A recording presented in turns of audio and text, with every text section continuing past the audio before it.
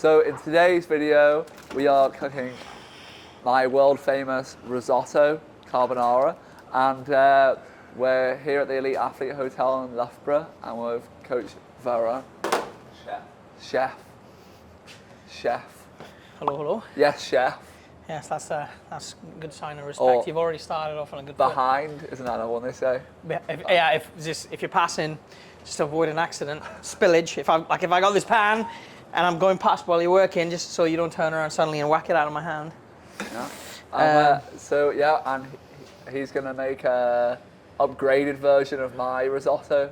So, and we're gonna have a taste test to see who wins.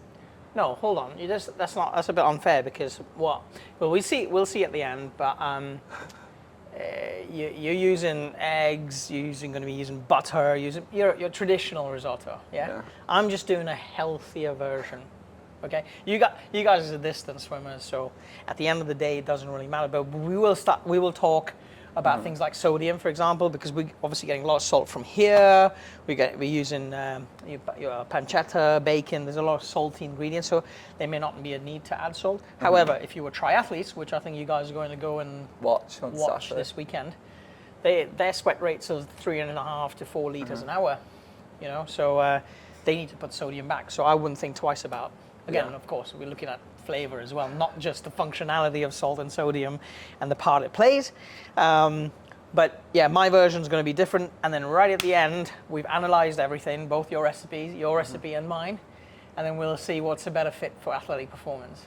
Of course, we'll taste it, and then we'll see, based on, well, you can score it based on taste and healthy version, or what is better for athletic performance overall. Because at the end of the day, you guys are going to Paris. You know, you can't be eating butter and cream and all that stuff. So, yeah. So we've cheated a little bit. So I've given you a bit of an advantage because I've made your stock for you already. Okay. And maybe that's the only advantage. My fat's going to come from that. A little bit of this. I made a bechamel. And I'm going to basically crisp up the end. So I've used back bacon, so I'm going to use the medallion or the eye, the loin bit for the protein, and just a crunchy, crisp that bit up. So that's the only source of fat. I have no butter, no egg yolks, none of that. But I'm going to still get it creamy because a lot of it is going to come from the starch from this and the bechamel. I haven't thickened that with a roux either, so no butter. So yeah, are you ready to go? We're not racing. Because I'll tell you why. We can race, but I'll cut that within 15 seconds. You might be there for 5 minutes. Yeah. So it's not a race. Plus, as Mama said, got to put love in. So if you're racing, there's no love going in, you know. And then we're gonna have a bit of a chat. I want to know more about you guys, your how you started, how you got into swimming. Were you chucked into the deep end like my dad did with me? He just picked me up and chucked me in the deep end of a pool and flapped around like a drowning donkey. Let's get started.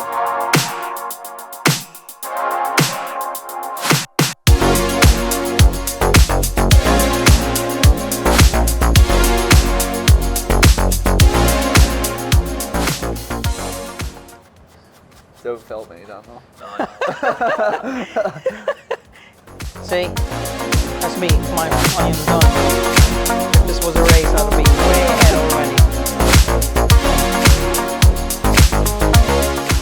So I start by cutting up the onions, and normally I just buy cubed pancetta, but you're doing everything from scratch today. Yeah. Trying not to get your fingers, yeah? Sharp knives. I think that's all fine. So I start by with the pancetta, and I cut that up, then I'll cut the onion up. Yeah. And then I'll put the pancetta and the onion in the pan for around 15 minutes until it gets like cooked, but not a good... 5-0? 15. 15. I thought you said 50.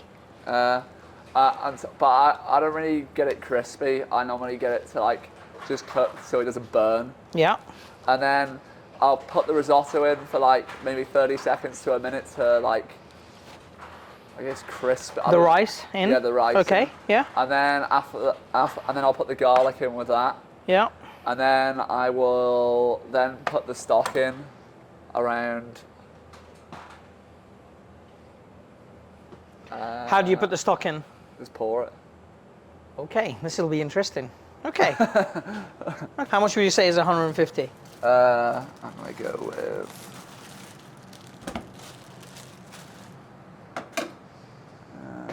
And do you want the fattier bit, leaner bit? How do you want it? Matter. What? How many? Go on. Well, you cut it, and then we'll see how accurate. This is it's called Chef's Eye. Let's see if Chef's Eye. Go on, Chef.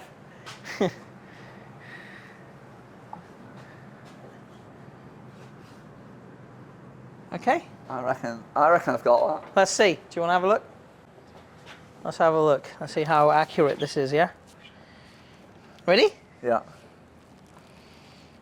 Ooh, it's close. 173, not bad. That's good. I'll let you use that.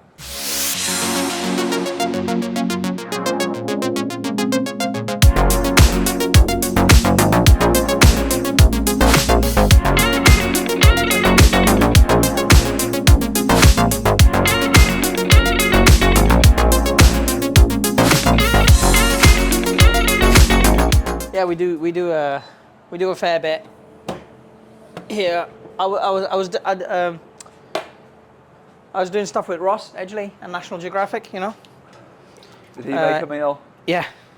What did he make? Well, I can't say now because Probably like bison or something. it's no, no. Some like Liver King kind of thing. He eats a lot. He eats so much. It's not funny. Yeah, I'm gonna sweat the onions. I'm gonna then put it in the medallions. I've got some wild mushrooms. I've got shiitakes. I've got some chanterelles. I've got some enoki. So I'm just sweating down the onion and garlic and the mushrooms. I'm gonna add my medallions of bacon here with the rice.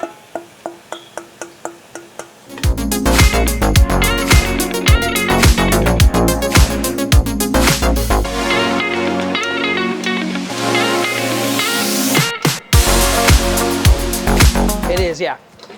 So you want to? I use all my scraps from carrots and onions and celery free because celery is an allergen. So here we try and use as little allergen as possible. He's going to take longer than I am because I'm going to crank it on max heat, the Wiffen way, all out max, and he will be done quicker. So it's important to keep the stock warm because you don't want to cold unless you've got if you've got stuff sticking at the bottom of the pan, then you can use a cold liquid to deglaze it to get the flavors off the bottom. But for risotto, if you put a cold stock in, then you stop the cooking of the rice, and then the development of the starch from the rice then it gets affected, you know. So I chose mushrooms only because the earthiness of the mushrooms and then the smokiness of the bacon kind of it's like carrots and peas.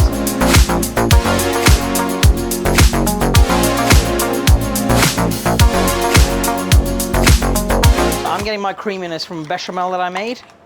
What is that? So it's one of the mother sauces. Donna, can you stir that a second? It's lost, man. Oh, really? Because I'm not using eggs, remember?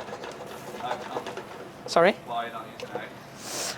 Because what I'm trying to do is get a lower fat version of what you guys are doing.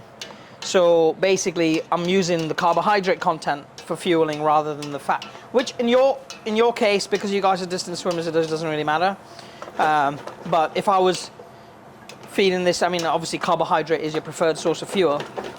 So I'm trying to get a really good carb and protein ratio in here while keeping the fat sort of low. Plus in the risotto, if you think about everything there, a lot of the, in that version, a lot of it is from saturated, is a lot of saturated fat. So in terms of the lipid profile itself, I'm trying to improve that as well. So I haven't used butter, you know, I've used a bit of olive oil to to sweat the onions and the mushrooms in. I'm getting a tiny bit of fat from the bacon. I'm getting the saltiness, so I haven't added any salt either. And I'm using this. If you think about back bacon, you've got the eye of the bacon or the medallion, and then you've got the tail bit, which is the crispy bit. I've used the crispy bit off of 2 of them. I'm gonna chop that up and put it on as like a crispy garnish on top. So you still get the enjoyment from it, but I've allowed and calculated for that fat to be in it. So if I use that, and I use butter, and I use cream and all the thing, then we'll see at the end when we look at the analysis of when we looked at the analyzed recipes, and then we'll have a little chat about what we think.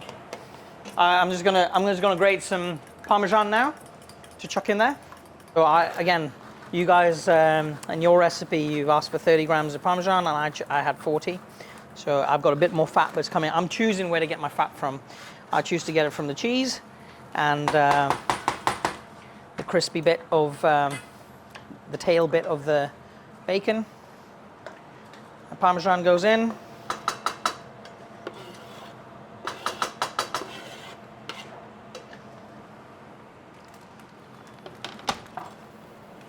So I went to culinary school in the States, and then I went to culinary school in Paris. Then I went back to the States, got my degree in nutrition.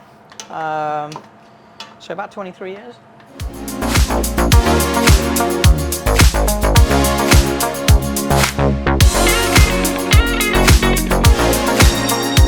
Hey guys, so I'm now doing the taste test. So this is, I don't know yet, but Nathan thinks he's winning this race, so we'll see. Not the race. If it was a race, I would have won. Not the race. Yeah, ready? You gotta get the bacon, you gotta get all the bits in. Mushroom. I don't know, maybe not parsley. Just garnish. Is that good? Good spoonful? Yeah. Alright guys. Oh, it's not hot. It's just... Right, ready? Taking the first bite.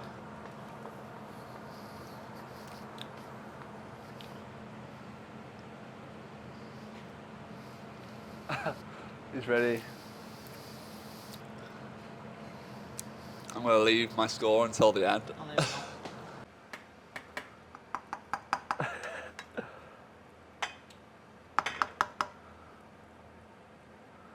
Alright everybody, so we're about to taste Nathan's risotto now. Here's what it looks like. Yeah, the slightly unhealthier version, but we'll see. It's got a lot less veg in it. Alright, well, only no mushrooms. But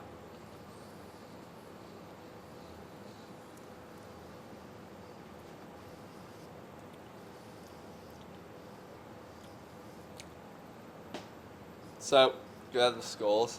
I feel like we can't just give the scores on taste. I feel like we're going to give it the overall dish. So, I'm going to give, I'm going to give it, from the risotto that I've tasted, I'm going to give it a 9, I think. Yeah. And Nathan, I feel like it may taste better, but it's not as healthy, so we're going to give you 8.9. right, so we're now looking at the nutrition, because the last point you made was based on health. Well done. Thank you. Yeah, well done. I just edged it out there, which is encouraging, because that's what at the end of the day, that's what you want to do, is try and create a healthier product that still tastes good.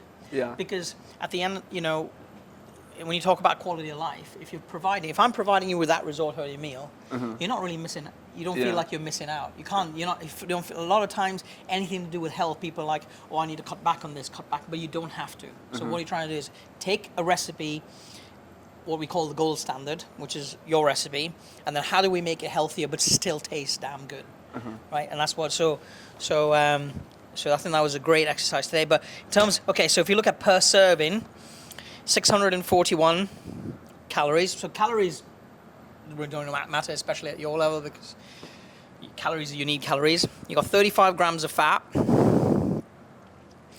of which 13 grams of saturated fat. You got 37 grams of carbohydrate and 29 grams of protein, right? Mine's got 528 calories, so 120 calories less. 21 grams of fat, so about 13 grams less fat.